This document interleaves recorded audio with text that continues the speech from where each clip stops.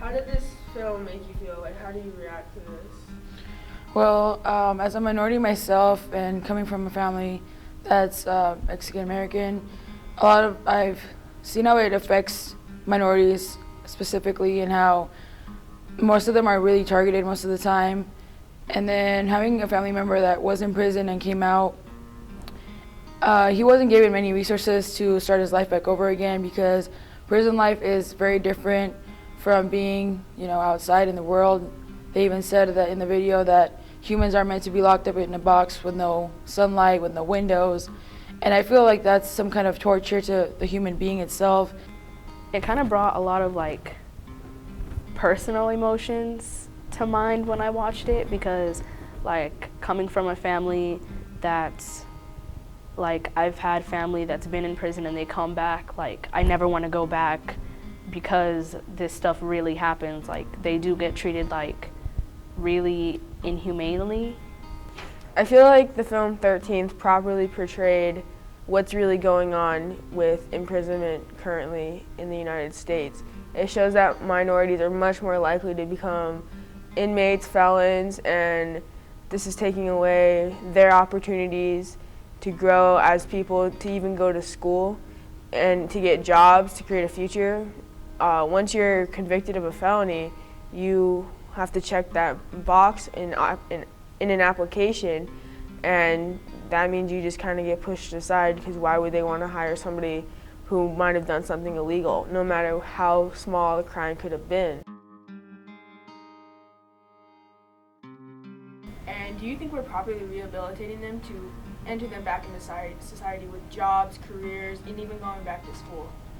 Well, I think incarceration is exclusionary in nature, and the key to entering society after something like that is their rehabilitation. So I haven't been incarcerated before. I can't speak to their programs. I'm not educated in that.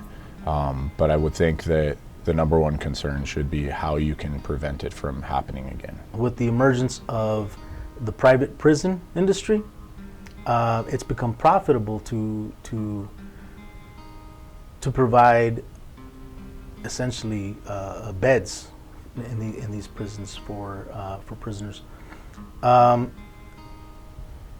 So where in previous years minor offenses, immigration violations, minor drug possession charges or drug use charges would have resulted in a ticket, in a fine.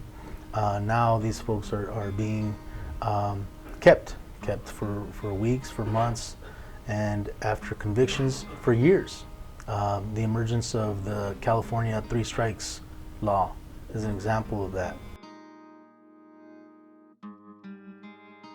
That you have an educational system that doesn't properly educate students of color, and so then what happens is you have a very sophisticated system where the educational system is working with the prison system to basically feed or contribute to the percentage of people that get into the prisons. And just with respect to the prison industrial complex, in my opinion, I think it's modern day slavery.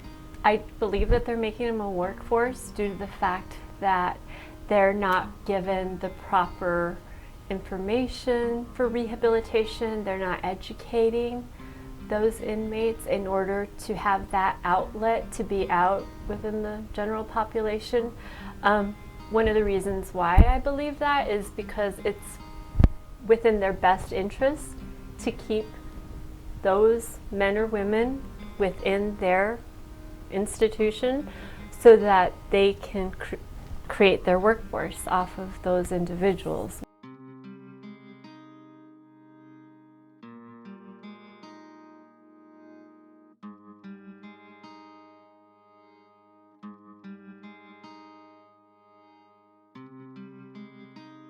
Much this has to do with the time period in which this kicked off, which was seeing sort of the later years of huge unemployment numbers for the African American population. immigration crackdowns on the Mexican American and immigrant Mexican populations in the Southwest, specifically California, out of the 1950s. So you've got a combination of like high unemployment rates, racial prejudice at the institutional level, and deindustrialization, lack of good jobs across the board. And so for minoritized communities, it's you're the last hired and first fired kind of policies. As a minoritized person and student of history who has been involved in teaching the past 25 years, I've seen my students affected personally by this prison industrial complex, and would have seen my students filtered into that prison industrial complex through the what's known as the prison pipeline.